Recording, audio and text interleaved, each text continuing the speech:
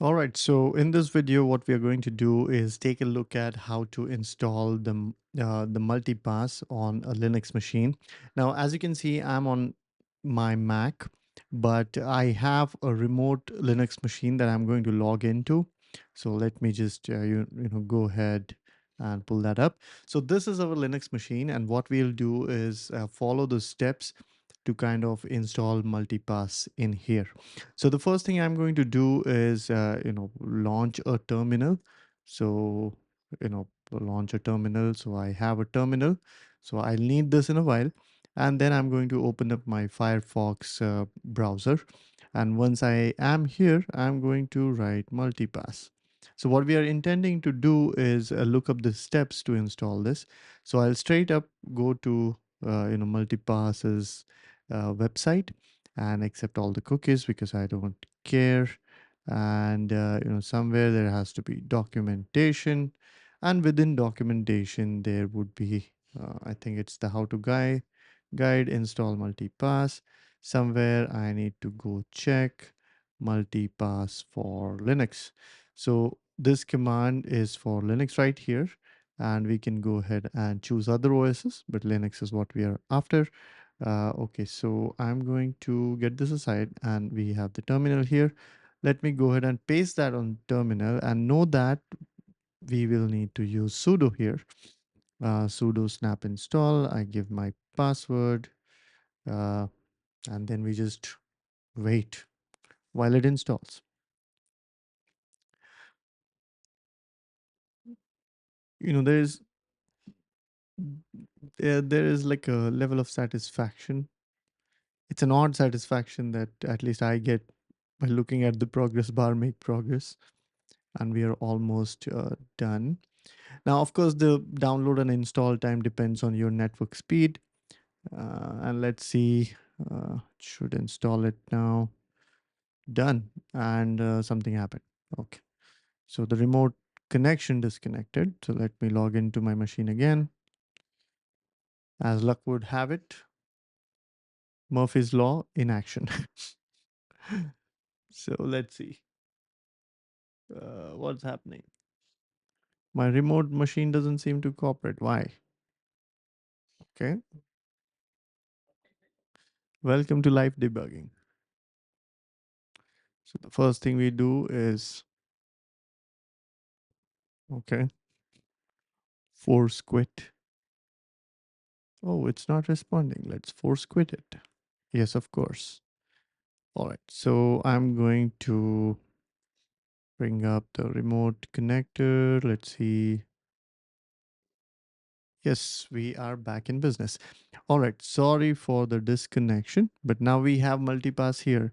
And what we are going to do is multipass list.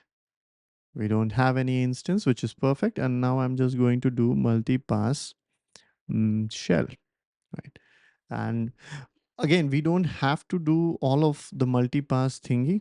If you want to, you can just start development on the Linux machine that you have. But the thing is, with driver development, there are chances that we might do something, stupid and screw up the kernel, or put it in like a bad state. To avoid all of that, we are using multipass, so we have like a nice sandbox environment within which we can develop our driver and install, try out different experiments. And even if we screw up, well, then the multipass environment is what we have screwed up, and we can always create another instance and then screw that up. So that is the reason that we recommend using multipass. And as we can see, it has retrieved the image of Ubuntu, and it is going ahead verifying that image, and then it will like create an instance and launch that instance. Let's just wait for it.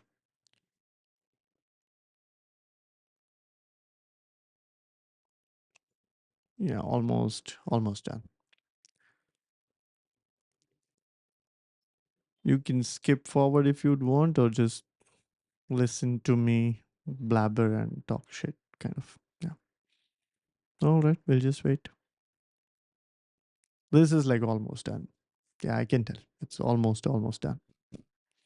In the meantime, Can I go ahead and maybe let's see, let's launch VS Code. So we have VS Code here. Let that come on the side here. Perfect. So what we will need also to connect VS Code to the multipass, and let me just very quickly draw a diagram. So what we are intending to do is we have our host machine, right, within which we will have and let me actually also go ahead and do this. Yeah, so within which we'll have the multi-pass, right? And so there is a Linux image running here. And now what we intend on doing is, connect, or rather there is like a development environment here. There are some files and all of that. We will be developing our driver here. What we want to do is take VS Code and connect it to this so that we can develop here and the files get generated here, right? We kind of want to do SSH into this. And for those reasons, I launched VS Code. All right. So in VS Code, then what we're supposed to do is go to the extensions here and install the remote. Yeah, let's just type remote and remote development. So we'll just install this. So while this installs itself, let's go and check what happened here.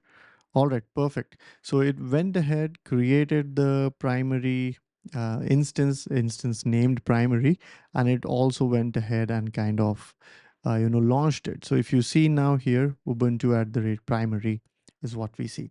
Now we are supposed to, carry out few steps here, which will allow the VS Code to connect to the multipass instance. And so we are going to execute set of commands now. And the first command, let me just copy it from a different, uh, you know, file. So the first thing we'll do is allow SSH authentication using the keyboard interaction, right? So, okay, I should have talked about it, but I did not. Just a moment.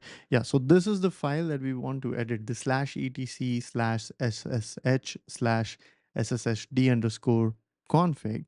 And then within this, let me just type colon set space nu, which kind of enables the line number, and then we'll search for password, and let's go next. So line 62 is essentially what we want to change, and change it to a yes. By the way, if you find yourself not able to enter the characters here, the vim command, you can press I to go into interactive mode, then you can edit things, and once you're done with the edits, hit the escape key to come back into the command mode, and then hit colon WQ. Of course, you can use Nano or any other command line editor that you're aware of. This is what I want to use. So set line number 62, this option here, to yes, right? And so we get rid of this. After we have kind of edited the file, we will execute this command, which is we are asking the daemon to reload. So this has happened. Uh, and then what we'll do is restart the SSH service. Let me go ahead and do that here. Um, right. And so service is restarted. And then the next thing we want to do is we don't know what the password for this user Ubuntu is. So we're going to set a password. By default, multipass doesn't set a password. So we are going to do that. And we're going to execute this command, which is sudo uh, pass wd space the username, which is Ubuntu, and then we hit enter. The new password, I'm just keeping it as lowercase p in my case. You can keep whatever, but whatever password you set is the password you will use going forward. All right, so we have successfully carried out all the steps. Now, the other thing we want to do is get the IP address of this, right? So type host name hyphen, uppercase I, and this is the IP address that we are going to use. Now, at this point, let's return back to our Blackboard, and then this was our host machine on which we are installing the multipass and all of that. This is our primary machine. right? And then this is, let's say, our VS Code, right? So VS Code is running here, and this itself has an internal IP, whatever that number was. What we're going to do is ask VS Code to reach out to that IP and set up an SSH tunnel, right? And we also installed the remote dev extension here. And using that remote dev extension, we are going to ask, hey, connect to this IP address, and then it will form a connection, and then we should be able to see the files here, right?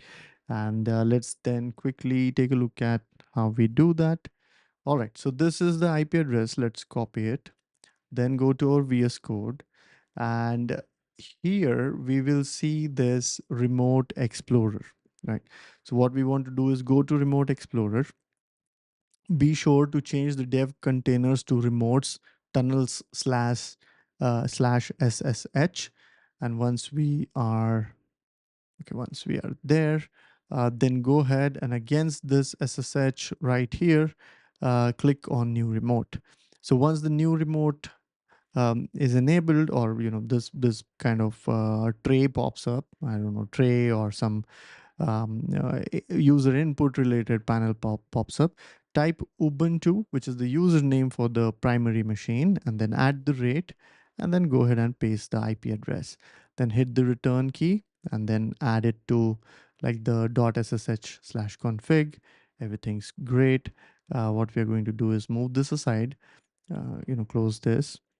Let me put it back here. Let's close this as well.